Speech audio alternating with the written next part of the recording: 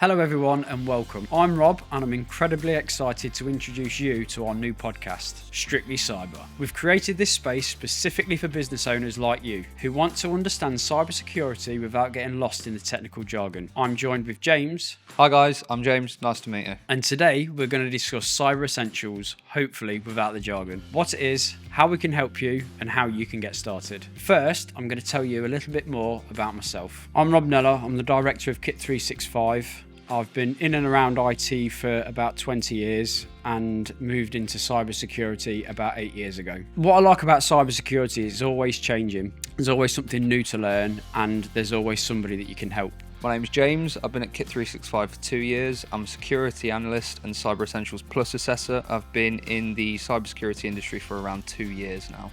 My favourite thing about the industry is that it's relatively new. Up until about a couple of years ago, I'd say that not many people really spoke about cybersecurity, especially in smaller businesses. So it's a relatively kind of new field and fairly untapped and ever-changing. What is Cyber Essentials? Cyber Essentials is a government-backed scheme. It involves implementing 5 technical controls, and if you implement them correctly, it can mitigate up to 80% of the most common cyber attacks. Like low commodity threats? Yes, low-hanging fruit. The reason that the government brought it in ultimately was to make the UK one of the safest places to do business online. That was the main thought behind it. It's been running about 10 years now. Over the past 10 years, it's grown, it's changed quite considerably. I mean, when I first was involved with it, it wasn't looking at things like multi-factor authentication and cloud services. In today's world, and especially kind of post-pandemic, the way that we work as businesses, the way that we work remotely, the way that we work online is massively changed. I think it shows as well and kind of proves the point that the industry is changing constantly. And like if you look back to kind of 3, 4, 5 years ago, how often was multi-factor authentication spoke about? It wasn't really. Nobody really spoke about it. And all these kind of new concepts come about, and then the scheme has to adapt to fit those in to kind of, because some technical controls have kind of new ways you can implement them that are better. So for instance, maybe 5, 6 years ago, people wouldn't have spoken about multi-factor authentication. It'd just be having a strong password. Then multi-factor authentication comes about, and it's just through like an SMS message or an email code. And then now you've got one-time passwords through one-time codes through your authenticator apps. And even now, that seems to be shifting more towards completely getting rid of passwords and going passwordless with just authenticator apps. So the actual landscape's constantly changing, and the scheme has to keep up with that so it doesn't get left behind. Yeah, at times the scheme doesn't keep up as quick enough, but it definitely has recognised the shift. I mean, MFA is a bit of a minefield still anyway. I mean, especially when we're looking at C and C pluses, a lot of the time we'll be doing audits, and the 2 things that people are struggling with, one of them is going to be MFA. You can almost guarantee it. But I think some of the issue that they have with MFA is the fact that they don't know what cloud services they've got. So it's almost down to like assets, and what cloud services they're using. When people go and source cloud services, they're not really looking at what the service actually offers. Some MFA is behind like a paywall, so you have to have a higher subscription, which in my opinion, I think MFA should just be a standard now. It's no different to, like, say, having a password. Atlassian do that, don't they? Well, yeah, there's a few out there that do it. I mean, there's some out there, there's cloud services out there that don't even offer MFA still. And, in this day and age, that's almost criminal. Multi-factor authentication, MFA, that is, you have your username, your password, and then you have another form that is proving your identity to prove who you are. The idea behind multi-factor authentication is to actually prove who you are rather than somebody else just trying to get your username and password and authenticating. Yeah, I'd say that the earliest, most kind of recognised form of it we had was with the banks and the card readers. Yeah. And then the PIN Sentry cards. Yeah, and I guess it can come in kind of any form nowadays. The most common nowadays is your authenticator app, but then you've got like your physical keys as well.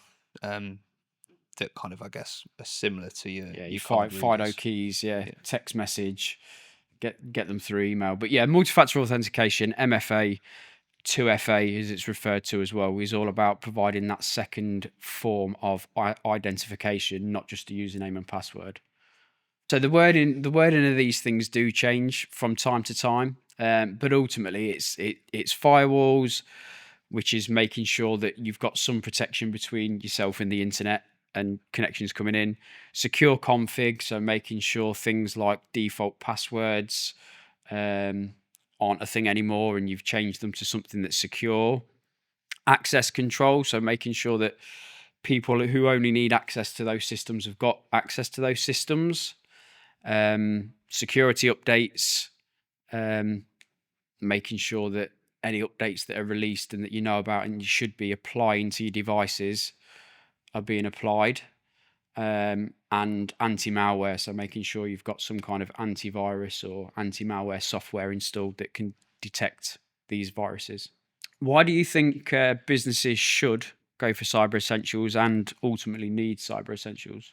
I think, excluding the obvious one that people talk about of kind of bidding for new work with suppliers and tendering for contracts, if you just look at it almost kind of selfishly for the business internally, it is like the perfect foothold into cybersecurity for businesses, and that's what it's designed for. And it is. If I think back to when I was just working in IT, if I did have a customer now and I was in IT come to me and say, we're kind of concerned about cybersecurity and want to be more proactive than reactive, that's almost kind of the first thing you do.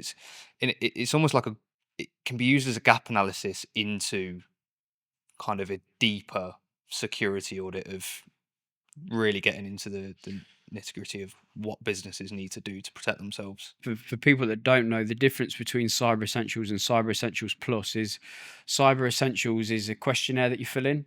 It's a self-assessment, and you're very much telling an auditor or an assessor what you're doing. Whereas with Cyber Essentials Plus, it's an audited version.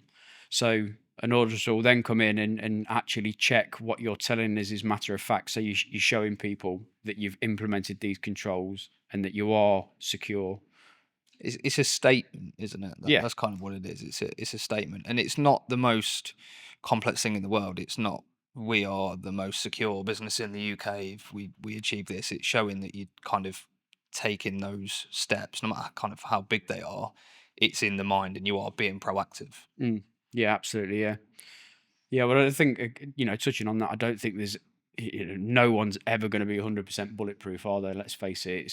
But it's about, like you say, demonstrating that as a business, we're considering cybersecurity, we're putting in the controls that we need to put in to reduce our risk of a cyber attack, and in turn, therefore, we're protecting your information or whatever else that it might be that you're working with your customers on.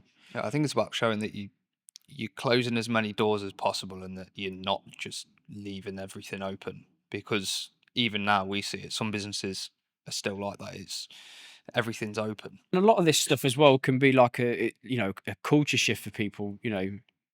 We get it time and time again where we want to talk about the multi-factor authentication, the MFA stuff a little bit more.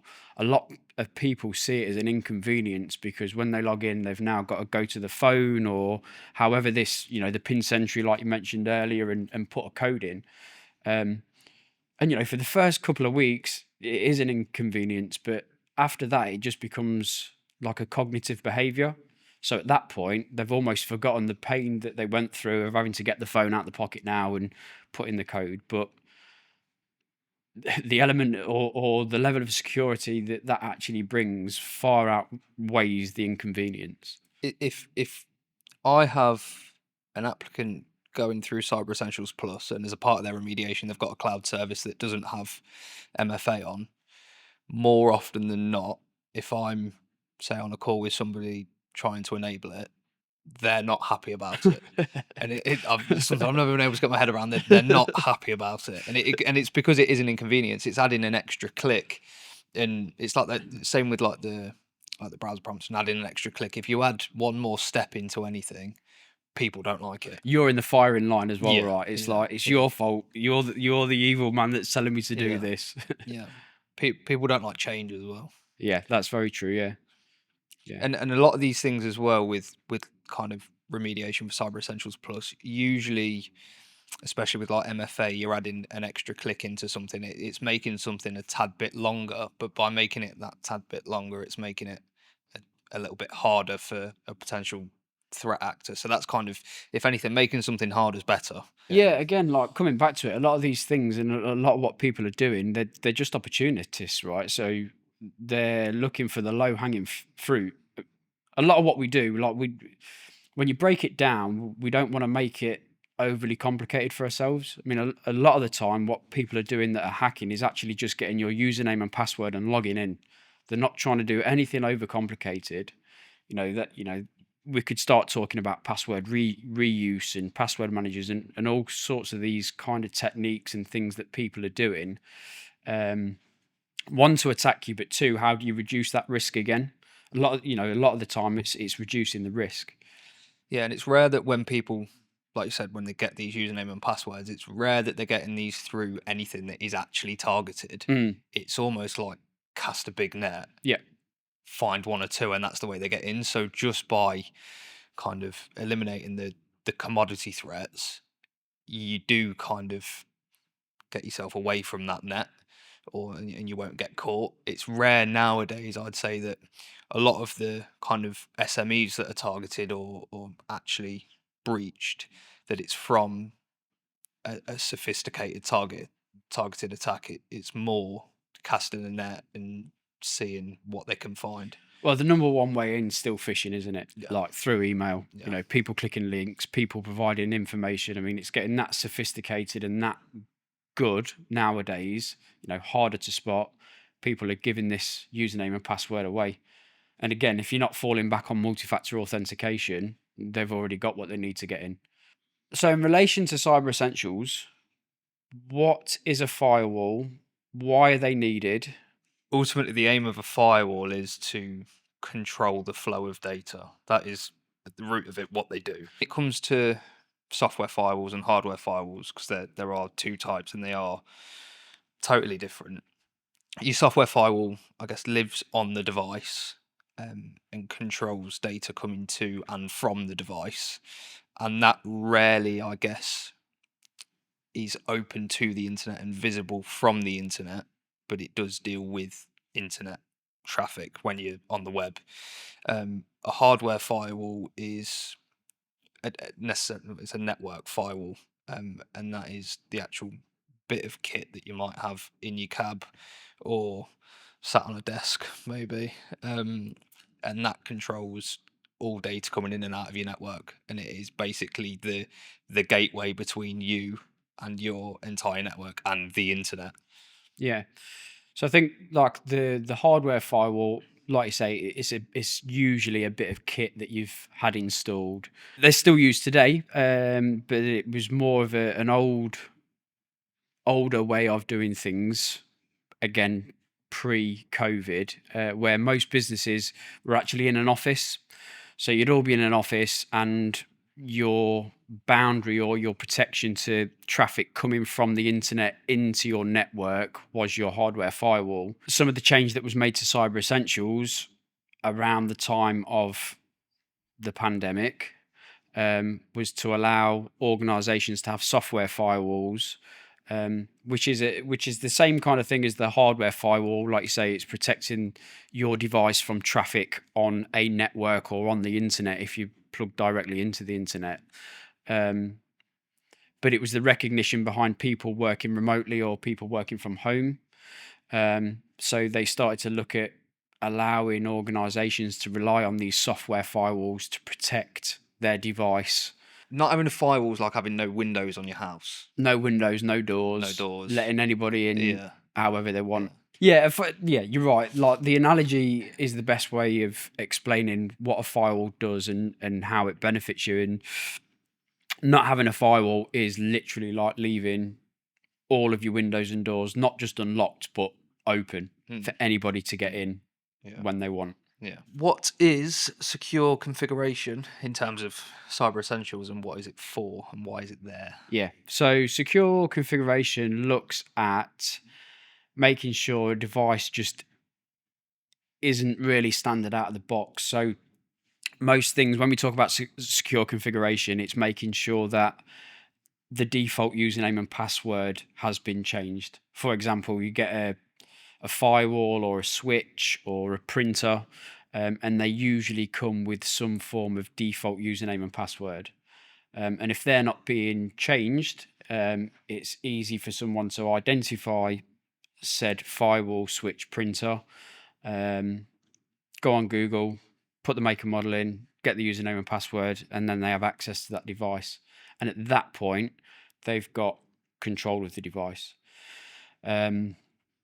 What that allows them to do, for example, is, on a printer, they might be able to find different email addresses or people's contact numbers that they can then use to do some form of social That's engineering. something that a lot of people don't talk about, and nobody really considers. And I'd say it's probably the first thing we do when we go in somewhere. It's I love network getting access printers, to a printer because yeah. you just know that they're most likely to have the default password on. Yeah. And if it's They got won't have been updated. They'll be like, the firmware on them will be like years old. it's got any kind of scanning history on Yeah, it, that's it's got a full address book in there, using it, well, potential usernames because they're email addresses.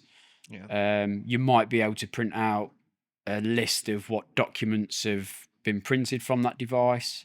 Switches is another one as well. So, you'll see switches with default usernames and passwords in, and you can log in and you can just start, maybe do something like port mirroring to see what traffic's going in and out specific ports, or maybe you just want to be a bit more of a pain in the backside and just turn it off. Yeah, like, and not on again. Yeah, well, just turn it off and then let the IT support figure out what's going on. Again, default usernames and passwords on a firewall, or sometimes you'll find a firewall where the administrator console, so the way that you log into the firewall, is actually open to the internet. So if you're on the internet and you just come across a firewall admin panel, it's got the default username and password, you can log in, and then at that point you can again make really any changes you want to be making. And a lot of people think as well, because ultimately secure configuration kind of comes back to device hardening. And Yes, it's the absolutely, individual device. And a lot of business owners kind of seem to think that if one single device was breached, that there wouldn't be much to come of that. But, I mean, we've seen it firsthand, and it goes back to kind of behavior. People like to save things on the desktop. People like to save the passwords in the browser or on their desktop in a notepad file. And I think a lot of business owners don't actually consider that. They think their kind of device is the master device and it's got everything on, but actually their employees know a lot and have a lot on their devices. And ultimately we find that if you can kind of get on one device in a lot of businesses, you can work your way around everything else from there more often than not. What is access control and why is it important? So access control it's kind of in the name, it's controlling who and what has access to what resources, whether it's cloud services, internal files. It's basically who can see what, really, when you look at it. A term you hear thrown around a lot is principle of least permission, and it's basically making sure that people only have access to what they need to do their job and can't see what they don't need to see. So like somebody in HR not having access to maybe somebody in like the technical department, or vice versa, somebody in technical department having access to HR, or sales having access to sales, accounts only having access to accounts. Usually it's carved up by department, isn't it? But I suppose it does bleed into things like, again, cloud services, where if you're only going to be administering the cloud service, you only have admin rights as that user, and everybody else would, like you say, have the least privilege possible. Yeah, and from a Cyber Essentials standpoint, really, it focuses more on kind of cloud and data access control. But I think something that is overlooked a lot as well is physical access control. And it's a similar kind of thing. It's basically the same concept as not letting your cleaner have access to the IT cupboard. Similar kind of thing. That's basically what it is at the core of it. You as a user really only having the least privilege, and if you needed to make any changes, you're using a separate account that's an administrator account to make the changes that you need. Again, it's a security measure that you put in, but it kind of bridges more than one area, I think, designed to prevent users from intentionally or unintentionally making changes to systems that they shouldn't be making changes to without approval. Cyber can be broken down into three things: people, process, technology. Cyber Essentials very much focuses on the technology side. Does touch on process and people a little bit, but it's predominantly technology, right? And if you're relying on people as your human firewall, as you said, to protect your business systems, your data, ultimately you need to be training them and also protecting them from themselves, I suppose. So, what is security update management and why is it important? Cyber Essentials says that you should be applying high risk and critical updates within 14 days of release. For me, that's probably the biggest challenge organizations face when they're doing Cyber Essentials and Cyber Essentials Plus, for a number of reasons.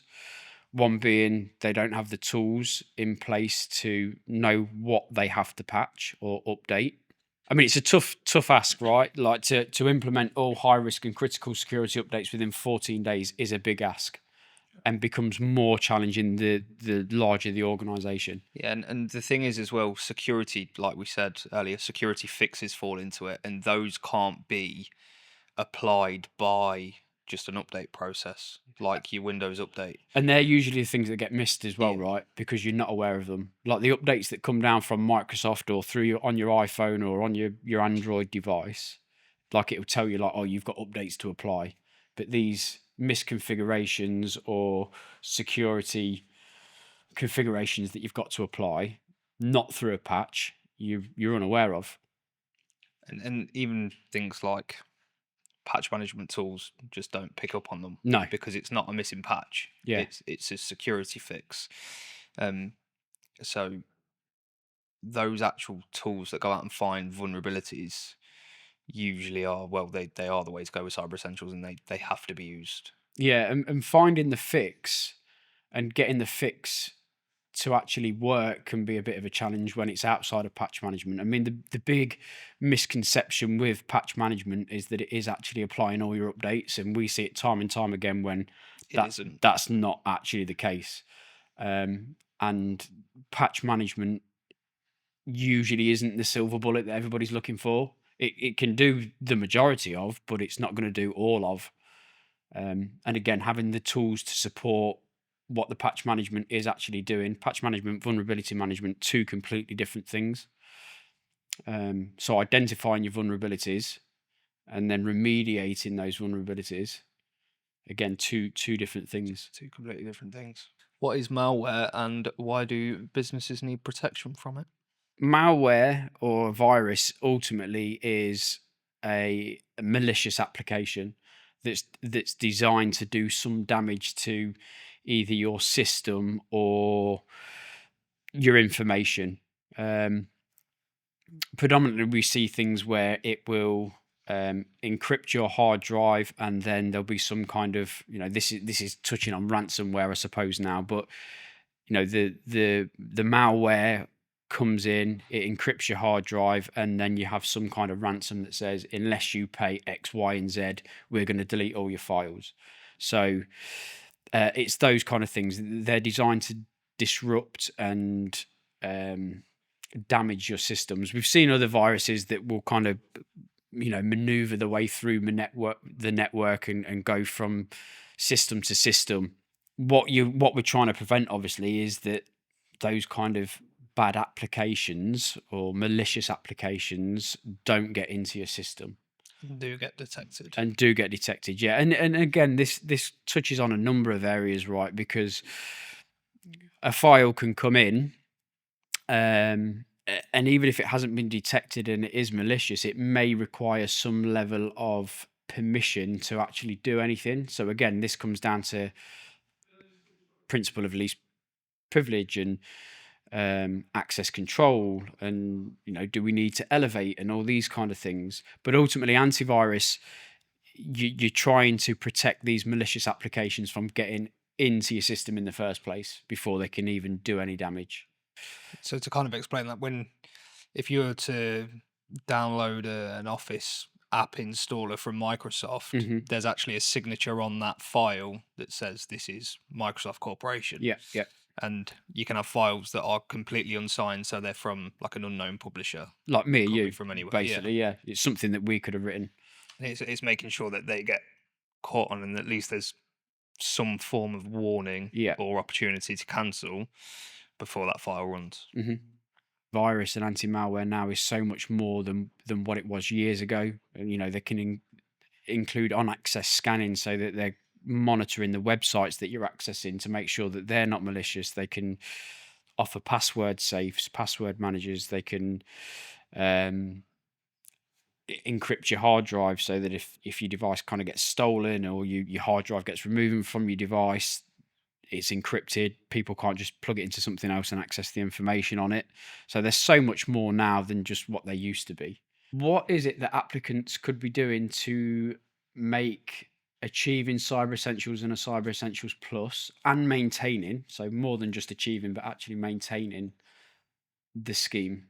I think there's a few ways people can go about it, and usually I'd say that, like, I would say that Cyber Essentials is like the perfect base for businesses to kind of build upon, and to kind of make achieving Cyber Essentials year on year easier. The best thing you can do is keep tabs on it year round, because it's a yearly recertification. Mm. It's almost like an MOT, and you'll go and do your MOT every year, but you're much less likely to have something on your MOT if you go and get your car serviced often. Hmm. Um, so I like to use that one quite a lot. But the best way to do that is just by keeping tabs on Cyber Essentials and the kind of technical controls and what is required throughout the year. That doesn't mean all eyes on it every week of every year, whether it's a small quarterly review of maintaining the things that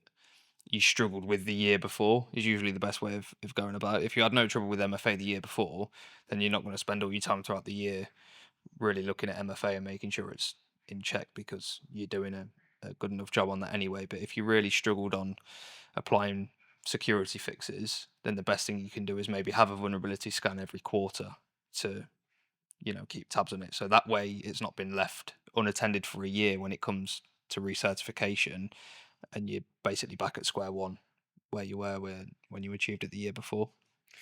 Yeah, for me, I think the two biggest things that I see when we're doing Cyber Essentials Plus is people not knowing what cloud services they've got and whether they even offer multi-factor authentication or single sign-on. So single sign-on being they use another service to authenticate. So if you're logging into something like QuickBooks, but in actual fact it's using Microsoft 365 for the authentication, that's single sign-on, as opposed to MFA, which is it would be QuickBooks, username, password, and like a second code that you get through an app or a text message or something like that. But the biggest things that I see applicants struggle with are cloud services and whether they have MFA or not. Usually it's actually knowing what cloud services they get. We see most people will list Office 365, Microsoft 365, QuickBooks, but then when we come to do an audit, you've only got to look at someone's favorites, and all of a sudden you're seeing half a dozen more that weren't even listed that we've kind of got to go through. So definitely maintaining that asset register of what cloud services they're using and whether or not they offer multi-factor authentication and or single sign-on. That's not just paid services as well, which is another thing that catches people out. A lot of cloud services that businesses use are free, and they don't necessarily think that they need to be put into scope of Cyber Essentials Plus because they're free and they're not necessarily software as a service. What are the benefits of Cyber Essentials? The main benefit of Cyber Essentials is obviously reducing your risk to cyber attacks, or the most common internet-borne cyber attacks. So things like phishing, downloading malicious or potentially malicious software from the internet, having users access systems that they shouldn't have access to, those kind of things. So it's reducing your risk to cyber attacks. It also demonstrates that you're taking cybersecurity seriously. So for people that are looking to work with you, they might want to see that you've got some level of security in place. Cyber Essentials is a great way of demonstrating that. On the flip side of that as well, with Cyber Essentials, within certain requirements, you can get free cybersecurity insurance. So it's another reason for going for Cyber Essentials, is the insurance that you can get if you achieve it. Like, if you actually look at how many benefits there are, there's a lot. Like, the kind of first-hand benefits are you get a certificate to demonstrate that you are proactive around your cybersecurity. There is free insurance included in Cyber Essentials Basic, providing you are eligible for it. But then you've got so many second kind of hand benefits, like you do demonstrate to customers and suppliers that you care about cybersecurity. Another thing a lot of people don't kind of really talk about, which is kind of the backbone of the scheme, is that it's should be able to be implemented in little to no cost. Yeah. I mean, that's one of the main, drivers behind Cyber Essentials, is that it should be not necessarily easy to implement, but easy to implement and cost effective. Not necessarily cheap, but the technical controls that we're talking about here, there's ways that you can implement them in a cost effective way without having to go and spend thousands and thousands and thousands on a solution. And then also from business, like a business perspective, it does make tendering for work easier. There are some like organizations that you can tender with where you have a whole section on kind of security, and it might be data security or cyber security, and it pretty much is, do you have Cyber Essentials? Yes, skip to end. Yeah. But then also it's something else we're seeing a lot more of recently with organisations like SJP, St James's Place, Rolls-Royce, the MOD. If you want to work for them, you have with to them have in their supply chain, you've got to have these accreditations. Yeah. And there's only going to be more within the next few years. And for some people as well, right, it's awareness. So you kind of start this journey for whatever reason. Maybe you've discovered it yourself, or maybe it's a supplier asking you to become accredited. But it starts that conversation, and it starts that awareness. And before you know it, you're starting to ask more and more questions and becoming more and more aware. Same as anything that you do, really. When you first start these things, it's all a bit new to you, and as time goes on, you just become more educated on it. The thing is as well, a lot of businesses, or I'd say actually most businesses, are more likely to be skeptical on, say, the security posture of their customers, and more so suppliers and their supply chain, once they've been through Cyber Essentials Plus. And that's actually one of the most common ways now that people are, say, breached. It is through supply chain attacks. And we see it all the time with like the police and the NHS. It's not necessarily the police and the NHS being breached. It's suppliers of, say, police forces and the NHS that have access in. Yeah, and that's the thing. So it's, once somebody goes through the process of getting Cyber Essentials and Cyber Essentials Plus, they're more likely to be skeptical themselves in their supply chain and be more aware of what they're actually giving to people and letting people see. I hope that our first episode has given you the tools that you need to secure your business online. Please feel free to follow either myself or James on LinkedIn, and we'll pick up the conversation there. All of our information is in the episode description, and we look forward to seeing you again next time. See you soon. See you later.